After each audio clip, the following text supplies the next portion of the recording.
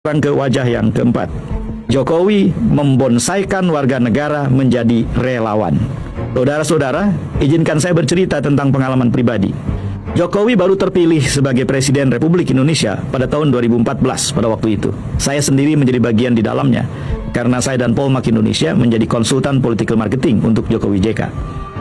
Sebelum dilantik, jauh sebelum dilantik, Jokowi melakukan tasyakuran.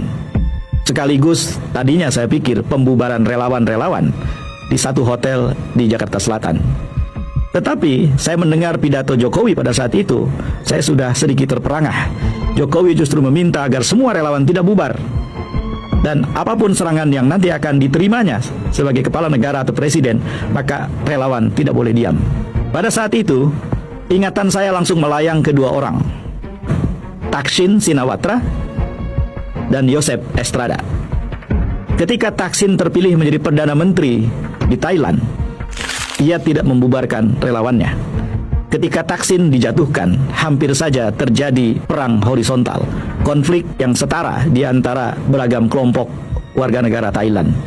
Itulah akibatnya ketika seorang yang memimpin pemerintahan tidak membubarkan relawannya saat ia berkampanye dan mempertahankannya. Maka yang terjadi kemudian adalah bukan menyatukan, tetapi memecah belah.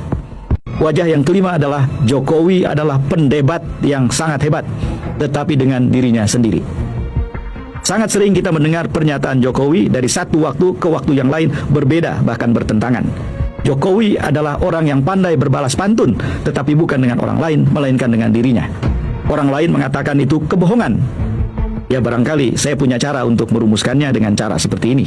Menurut hemat saya, itulah yang terjadi ketika dengan tegas Jokowi mengatakan bahwa anak-anaknya dan keluarganya tidak akan terlibat di dalam politik. Yang terjadi kemudian, dengan sangat segera politisasi keluarga Jokowi terjadi.